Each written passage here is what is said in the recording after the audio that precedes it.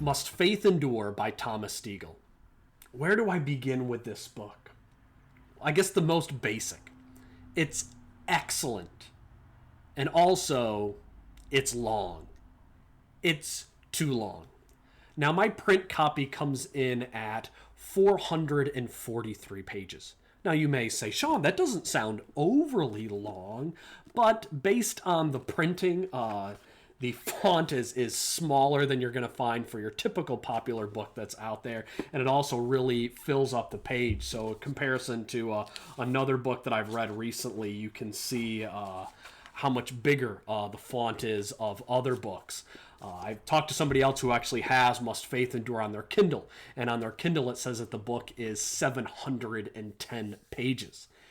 And I'm just going to say it's too long. And it's hard for me to say that because I love this book. I loved everything from the beginning to the end. Behind Charlie Bing's Grace, Salvation, and Discipleship, this was my second favorite Free Grace book of 2021. And if you check out my Free Grace playlist, you've seen that I've read some really good Free Grace books over the past year.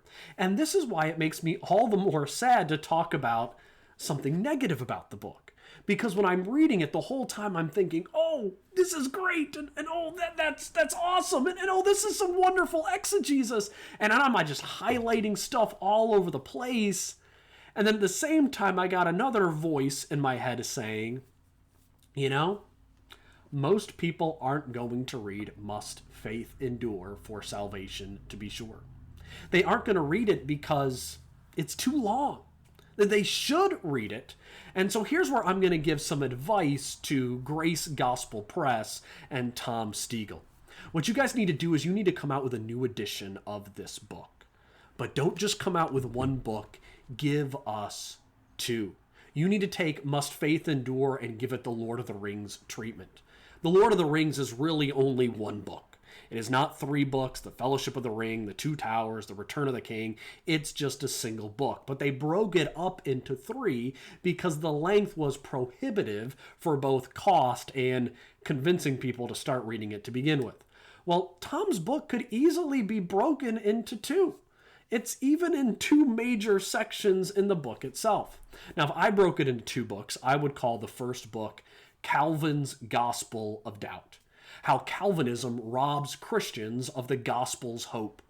This would cover part one of Must Faith Endure, where Tom looks at the doctrine of perseverance of the saints, showing how Calvinism's perseverance of the saints is really just the Roman Catholic theology of justification with a new name. The second part of this book, so book number 2, I would just simply call it The Security of the Saints. As in the second half of Must Faith Endure, Tom walks the reader through all of the passages in the Bible that deal with perseverance in order to present a solid defense on the security of the saint. Now, I've spent a lot of time, probably too much, thinking about how I would market Tom's book because it's just so stinking good. And early in 2021, I actually received this book in the mail. The first free books I got as a result of doing the YouTube channel were Joe Filer's 2 books that he sent digital copies by email. Shortly thereafter, I received Must Faith Endure in the mail. Just out of nowhere. I think Tom himself may have mailed me this book. And it just sat next to my bed on my bedside table for an entire year. Because it was too long. There was a couple of times I even picked it up and I thought about starting it and I was like, this is more than I want to tackle now. And the cover also just didn't really strike me as something I was in a hurry to pick up and read.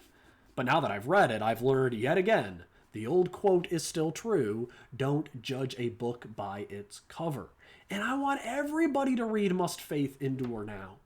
In this book, Tom thoroughly shows how the Calvinistic doctrine of the perseverance of the saints, or the P in the famous tulip, that doctrine doesn't bring hope. It doesn't bring security to the saints, but instead it is a doctrine of doubt, and it brings forth a salvation of works. And Tom does a great job in showing in quote after quote after quote by Calvinist authors themselves. And some of his quotes are rather lengthy, so you know he's giving the quote in context because the context is there in the book. But Tom shows that for MacArthur and Piper and Stott and many others, that salvation is not salvation by grace through faith, but for them it's salvation by works through faith. Salvation by grace through works. I have all these places in the book as well where I am just not just underlining things that Tom's saying, but I am writing in the column, yes, and I'm putting huge stars next to it because this is such good stuff. I think my favorite part in the entire book is when Tom walks through the use of the present tense substantival participles as used in the Greek New Testament. And it's even hard for me to get all those words out. And so you might be saying, present tense substantival participles? Who cares? Boring. Why would I want to read this? Well, Tom does such a wonderful job explaining how important that grammar lesson is. And it turns out that's actually something that I've wanted somebody to go through before in a book. And Tom took the time to go through it and present it. And he does it in a real engaging way that allows a reader who doesn't even have a foundation in Greek to be able to comprehend and understand what he's saying and see where Calvinism goes wrong when it presents salvation as continual belief and not one-time belief in the person and work of Jesus Christ. So the only bad thing I really have to say about this book is that it's just too long. It's too long for the average reader. But one of the great things about that is that that's an easy fix. Put it out again and put it out this time into 2 books. I think that Grace Gospel Press will easily sell twice as many copies, and even more important, 3 times as many people will read it. I usually like to include a favorite quote that I have in the book in my review, but I have so many favorite quotes. Recently, I started posting quotes from the books that I was reading on social media, sort of to give people little extra nuggets of all the truth I was gleaning in my reading. And I think now I've probably collected more quotes by Tom Stegall than any other author since I've been doing this channel, and I've only read the 1 book, although arguably it's a really long book. So in this review, one thing I wanted to do was share a quote that's not by Tom, incidentally enough, but one of those quotes by the Calvinist authors and preachers that show and illustrate that they don't really believe in salvation by faith. When they say they do, it means that they are really defining faith as something altogether than belief in Jesus Christ. John MacArthur in the Gospel According to Jesus wrote, "Thus, in a sense, we pay the ultimate price for salvation when our sinful self is nailed to a cross. It is a total abandonment of self-will, like the grain of wheat that falls to the ground and dies so that it can bear much fruit. It is an exchange of all that we are for all that Christ is, and it denotes implicit obedience, full surrender to the lordship of Christ. Nothing less can qualify as saving faith."